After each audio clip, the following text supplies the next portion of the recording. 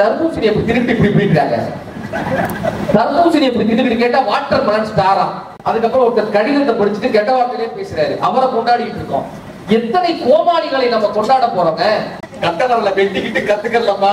அவருடைய குரு வந்து தட்சணையா உன்னோட கட்டவரலை கொடு அப்படின்னு சொல்லியிருந்தார். நீங்க தானே அவங்க குரு. நாக்கு கேக்குறீங்க. அதுக்கு பட்டிமன்றம் முடிஞ்சாலே குரு தட்சணையா நாக்கு தான் கேக்குறீங்க. ஏகலேவா வா. என்ன கேட்டாரு? ஏகலேவா வா. ஏகலேவா வா. நீ வாமா மத.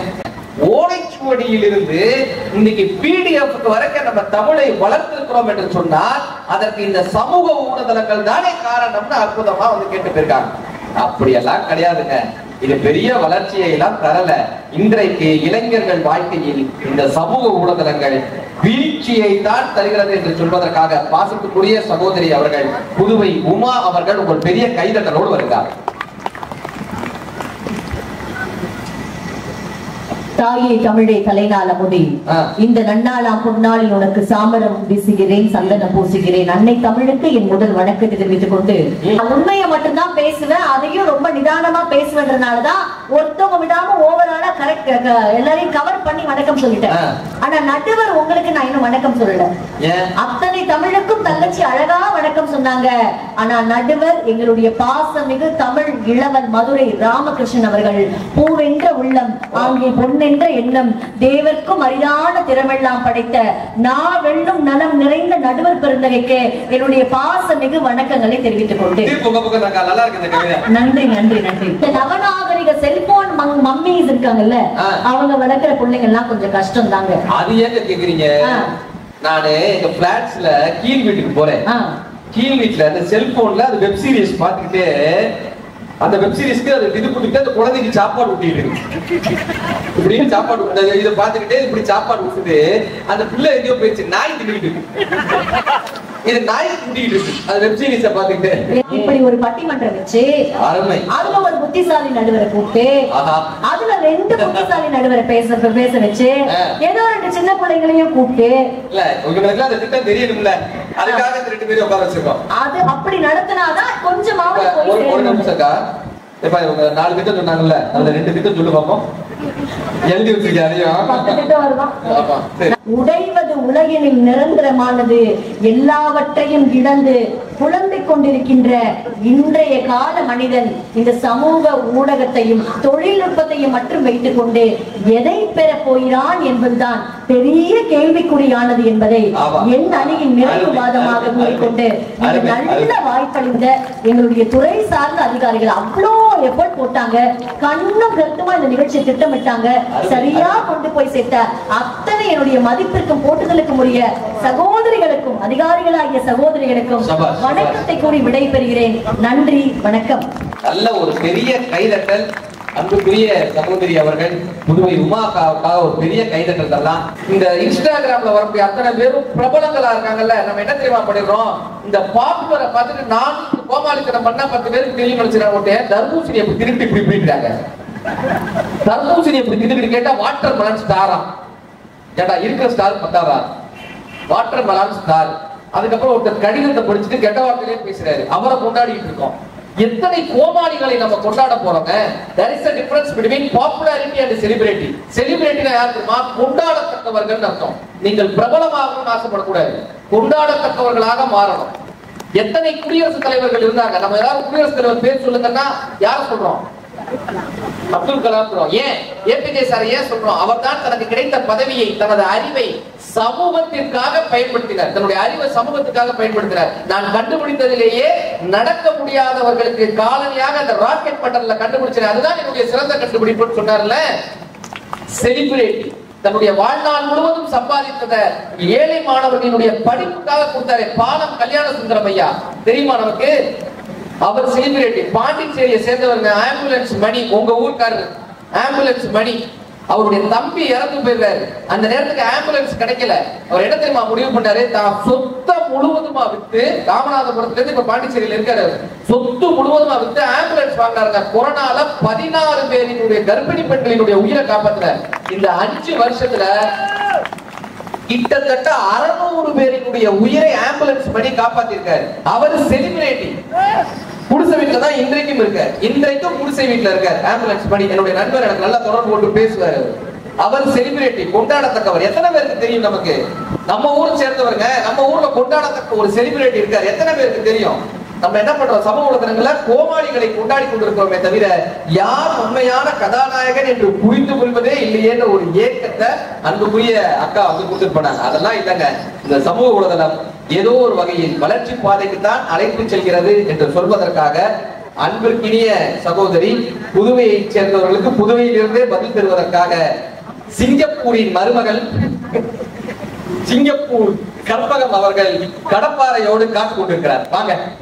அமுத தமிழ், அழகு தமிழ், என் அன்னை தமிழ், இதயம் தொடும் இனிய தமிழ், சொல்லில் தேனும் பொருளில் ஞானமும் கொண்ட என் தமிழ், தித்திக்கும் தேன்மொழியாம் என் தாய் தமிழுக்கு முதல் வணக்கம். Facebookல அப்படி ஓபன் பண்ணா போதும், காலையில என்ன சமைக்கிறாங்கன்றதுல இருந்து சாயங்காலம் என்ன பண்றாங்க அப்படின்றதுக்கு எல்லாமே அப்டேட் ஆயிடும். அது என்னமோ கரெக்ட் தாங்க. பல பேர் இந்த அப்டேஷன் வச்சுக்கிட்டே இருக்காங்க. ஒரு திருடனை பிடிச்சாங்க. போலீஸ் வந்து கேக்குறாங்க, எப்படா அவங்க வீட்டுல நீ ஊருக்கு போறாங்கன்னு உனக்கு தெரியும்? 10 நாளா இருக்க மாட்டாங்கன்றதுலாம் உனக்கு எப்படி அவ்வளவு டீடைல்ஸ் தெரியும்? ஒண்ணுமே இல்லங்க, அவங்க ப்ரொஃபைல 10 நாள் ஃபாலோ பண்றேன்.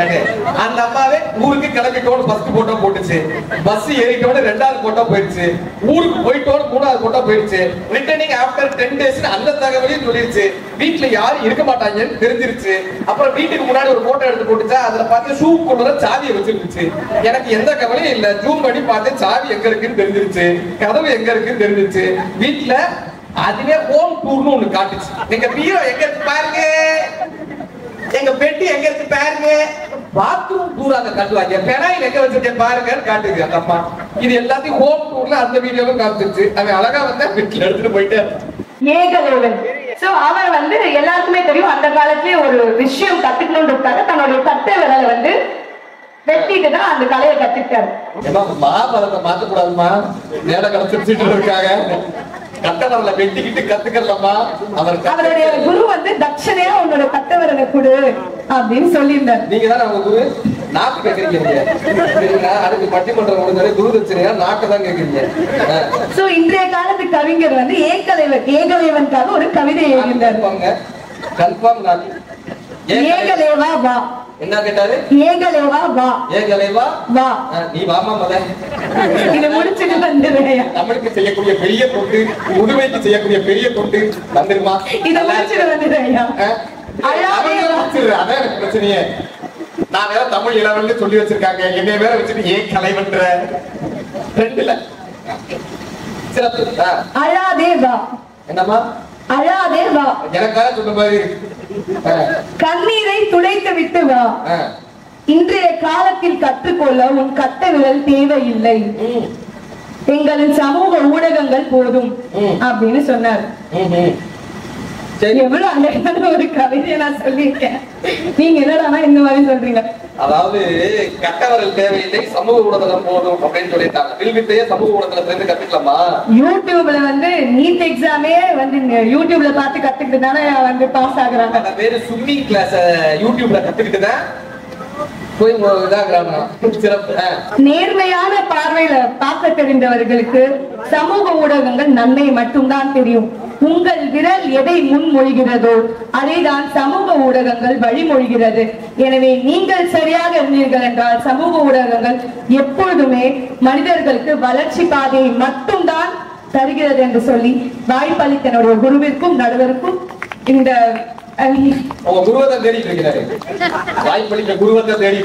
புதுச்சேரி அரசு குழந்தைகள் மற்றும் மகளிருடைய மேம்பாட்டு துறைக்கும் நன்றி சொல்லணும். என்னுடைய தமிழை பொறுத்து கொண்ட புதுவை மக்களுக்கும் இவ்வளவு தூரம் நான் சொன்ன ஏகலைவனை வளர்த்துள்ள துரோணாச்சாரி யாருக்கும் அடிசருக்கும் நடுவர் ஏதோ தெரியாம வந்துச்சு. உங்கள் வீட்டு பள்ளி அவங்க என்ன மறந்துடும். என்ன வந்து அப்பயே இந்த கடப்பாறை சொன்னாங்க. அந்த கடப்பாறை எங்க ஏன்ட்ட கொடுக்குமா? அவங்க கண்டிப்பா என்ன மன்னிச்சிருவாங்க. சோ கண்டிப்பா நீங்க எங்க பக்கம் தான் தீர்ப்பு சொல்வீங்க அப்படின்ற ஒரு நல்ல, அதாவது சமூக ஊடகங்கள்ல என்ன ஆயிடுச்சு இப்பெல்லாம், சாப்பிட்டியான்னு கேட்கறது SAPPITION அடிக்க குரூப் வந்துட்டாங்க. தமிழ்ல எழுதுறதே கிடையாது. தமிழை வாசிக்கிறதே கிடையாது. இந்த கூகுள்ல ஒண்ணு வந்திருக்கு, இப்படியே நீங்கள் எப்படி இருக்கிறீர்கள் அதை டைப்பிடிச்சு கொடுக்கிறது. எவனும் எழுத மாட்டான், படிக்க மாட்டான். நீங்க சொல்லிட்டு போறியா தமிழை வாழ வைக்கணும், நம்ம எழுதணும், படிக்கணும், அதை வாசிக்கணும். தயவு செய்து இதை ஒரு அண்ணனாக உங்களுக்கு வைக்கக்கூடிய வேண்டுகோள், அடுத்த மேடைக்காவது நீங்க வரும்போது சரியான முறையில் தமிழை நாம் உச்சரிக்கும் போதுதான், சரியான முறையில் அது கொண்டு சேர்க்கும் போது அது தேவை முடிங்க. யாப்பிலா பாடலேனும் யார்களும் கவிதை ஏனும் மாப்பலா போனெண்ணி மனதிலே ஏற்றி கொண்டு காப்பிலா தமிழர் நெஞ்சில் காலமெல்லாம் வாழ்ந்திடும் மூப்பிலா தமிழே. இப்ப தவறு செய்தா கூட தமிழ் தன்னை ஏத்துக்குமா, அப்படியாக தன்னுடைய மகளாக உங்களை ஏற்றுக்கொள்வாங்க. அதுல எந்த ஒரு விஷயமும் கிடையாது. சரி, இப்ப ரெண்டு பக்கமே அவங்களுடைய ஆணித்தரமான ஒரு கருத்தை கொண்டு வந்து கொடுத்திருக்காங்க. இப்ப ஒரு காய்கறி கடையில போய் நம்ம காய் வாங்குறோம்னா இந்த பக்கம் எடை இருக்கும், இந்த பக்கம் காய் இருக்கும், கரெக்டா? இதுவும் வெயிட்டா தான் இருக்கும், இதுவும் கனமா தான் இருக்கும். இந்த ரெண்டுக்கும் நடுவுல சின்னதா ஒரு முள்ளு இருக்குல்ல, இந்த முள்ளு கனமாவே இருக்கு. இவங்கதான் மிகப்பெரிய பேச்சாளர்கள், இவங்கதான் மிகப்பெரிய கனமானவர்கள். நம்மளுடைய வேலை என்னப்பான்னா, இந்த பேச்சு நல்லா இருந்துச்சுன்னா இந்த பக்கம் அப்படியே சாய்ஞ்சிருவோம், இந்த பக்கம் நல்லா பேசியிருந்தாங்கன்னா இந்த பக்கம் சாய போறோம். அப்ப இந்த தீர்ப்புன்றது எப்படி பண்ணா, இன்னொரு 10 நிமிஷத்துல தீர்ப்பை சொல்ல போறோம்.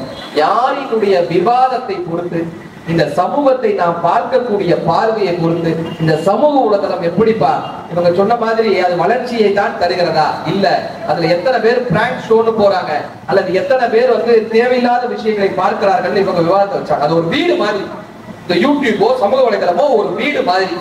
இந்த வீட்டுக்குள்ள நம்ம போகும்போது ஹால்ல உட்கார்ந்து பேசுறோம்ல, பொதுவான விஷயங்கள் பேசுறோம்ல, அந்த ஆடியன்ஸ் யாருன்னா அறிவு சார்ந்த விஷயங்களை கேட்கக்கூடிய மனிதர்கள் ஹால்ல உட்கார்ந்துப்பாங்க. இந்த பெட்ரூம்குள்ள போய் உட்கார்ந்து பாக்குறாங்கல்ல, இந்த பெட்ரூம்குள்ள இருக்கிறவங்க தான் எப்படின்னா சினிமா சம்பந்தப்பட்ட பொழுதுபோக்கு விஷயங்களை, சோம்பேறிகள் பொழுதுபோக்கு விஷயங்களை பாக்குறாங்க.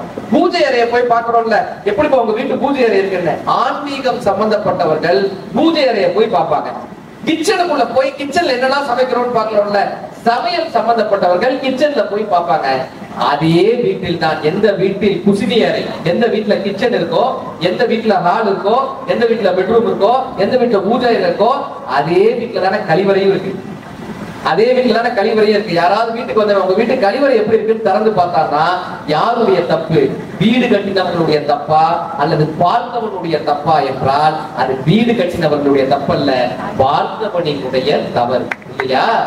அப்படி சமூக ஊடகங்களில், சமூக ஊடகங்களில் அத்தனை விஷயங்களுமே அடங்கியிருக்கு. நாம் எதை சென்று பார்க்க போகிறோம் என்பது நம் கைகளில் தான் இருக்கிறது. எப்படி தெரியுமா பரிணாம வளர்ச்சி வந்தோம்? முன்னாடி நம்மளுடைய முதுகு தண்டு இப்படி வளைஞ்சிருந்துச்சு, இப்படி வளைஞ்சிருந்துச்சு. அப்புறம் அது நிமிந்து ஃபர்ஸ்ட் ஸ்டேஜ், கை இப்படி ஒட்டி இருந்துச்சு, அது விரிஞ்சிச்சு. 2வது ஸ்டேஜ், 3வது ஸ்டேஜ் தனித்தனியா இருந்தவன் கூட்டம் கூட்டமா வாழ ஆரம்பிச்சாங்க. இது 3வது ஸ்டேஜ். 4வது ஸ்டேஜ் என்னப்பா அப்படின்னா, பேசவே தெரியாதவங்க பேச ஆரம்பிச்சோம், எல்லாரும் பேச ஆரம்பிச்சோம், மொழியின் மூலமா பேச ஆரம்பிச்சோம். இது 4வது ஸ்டேஜ். குரங்குல இருந்து மனுஷன் வந்தானா இன்னைக்கு என்ன தெரியுமா ஆகுது, யாரையும் பேசவே மாட்டோம், தனியா போய் உட்காந்துக்கிறோமா. காது ஆடிட்டே இருந்துச்சா குரங்குக்கு, இப்ப நம்ம போனை வச்சு வச்சு காது ஆட ஆரம்பிச்சிருச்சு. நம்ம கையை திரும்ப இன்னும் கொஞ்ச நாள் இப்படி ஒட்டிடும், குனிஞ்சு குனிஞ்சு முதுகு தண்டும் வளைஞ்சிரும். மனிதனை மீண்டும் குரங்காக மாற்றிக் கொண்டிருக்கிறது இந்த சமூக ஊடகம். மனித நேயத்தை மறந்து கொண்டிருக்கிறோம், மனிதர்களை நினைவுபடுத்த மறந்து கொண்டே இருக்கிறோம். வீட்டில் கூட தனித்தனியாக மாறக்கூடிய சூழ்நிலையை இந்த சமூக ஊடகம் உருவாக்குகிறது என்று சொன்னால், இன்றைய காலகட்டத்தில் இந்த இணைய ஊடகம் வளர்ச்சியை தருவதை விட வீழ்ச்சியை தான் அதிகமாக தந்து கொண்டே இருக்கிறது என்பதை இங்கு அறிவு சார்ந்த மக்கள் புரிந்து கொள்ள வேண்டும். இந்த சமூக ஊடகம் நமக்கு வீழ்ச்சியை தருகிறது, ஆனால் அதை அறிவு கொண்டு அணுகும் போது, நாம் எந்த அறைக்கு செல்ல வேண்டும் என்கிற முடிவை நாம் நம் கைகளில் எடுக்கும் போது, இந்த சமூக ஊடகத்தில் நாம் சரியான பாதையை நாம் அறிவு கொண்டு தேர்ந்தெடுக்கும் போது அந்த சமூக ஊடகம் நமக்கான வளர்ச்சியை கொடுக்கக்கூடிய தளமாக இருக்கிறது. ஆனால் அதை எடுக்காத பட்சத்தில் இந்த சமூக ஊடகம், இந்த இணைய ஊடகம் வீழ்ச்சியே வீழ்ச்சியே வீழ்ச்சியே என்ற அற்புதமான தீர்ப்பை இந்த நல்ல நேரத்தில் வழங்கி இந்த அற்புதமான நிகழ்வை நடத்துவதற்கு காரணமாக இருந்த புதுவை அரசை சேர்ந்த மகளிர் மற்றும் குழந்தைகள் மேம்பாட்டுத் துறையில் உள்ள அத்தனை பெரியோர்களுக்கும் ஒரு பெரிய கைதட்டலோடு இந்த நேரத்தில் நன்றி பாராட்டி இந்த நிகழ்வை தொடங்கி வைத்த மாண்புமிகு சபாநாயகர் ஐயா அவர்களுக்கும் அமைச்சர் ஐயா அவர்களுக்கும் மீண்டும் மீண்டும் எங்களுடைய மனமார்ந்த நன்றியை சொல்லி, ஒரு எளிமையின் மனிதராக எங்களுடைய தந்தையாக எங்களுக்கு வழிநடத்தி கொண்டிருக்கக்கூடிய புதுவையின் முதல்வர் ஐயா அவர்களுக்கு ஒரு பெரிய கைதட்டலோடு எங்களுடைய வணக்கங்களை இந்த நல்ல நேரத்தில் சொல்லி, இந்த நிகழ்விற்கு மிகவும் உதவியாக இருந்த இந்த துறையினுடைய அமைச்சர் பெருமகன் அவர்களுக்கும் ஒரு பெரிய நன்றியை இந்த நேரத்தில் சொல்லி, காவலர்கள் அத்தனை காவல் தெய்வங்கள் அத்தனை பேருக்கும் அமர்ந்து கேட்ட பெரியோர்கள், அற்புதமான ஒளி அமைப்பு அமைத்து கொடுத்த நண்பர், ஒளிப்பதிவாளர்கள், இதை இணையதளத்தில் பார்த்துக் கொண்டிருக்கக்கூடிய அத்தனை பேருக்கும், சிரித்த முகத்தோடு இதை ஒளிப்பதிவு செய்யக்கூடிய அன்புக்குரிய நண்பர் அவர்களுக்கும், புதுவை மக்கள் அத்தனை பேருக்கும், என்னை இங்கு அழைத்த அன்புக்குரிய அக்கா புதுவை உமா அக்கா அவர்களுக்கும், வந்து பேசிய பேச்சாளர் பெருமக்கள் அத்தனை பேருக்கும் ஒரு அரங்கு நிறைந்த கைதட்டலோடு வாழ்த்துக்களை சொல்லி, என்னுடைய புத்தகம் ஒரு நிமிட கதை புத்தகம் உங்களுடைய பார்வைக்காக இருக்கு. அத்தனை பேருமே வாங்கி படிக்க வேண்டிய புத்தகம், வீட்டில் பேச வேண்டிய புத்தகம்.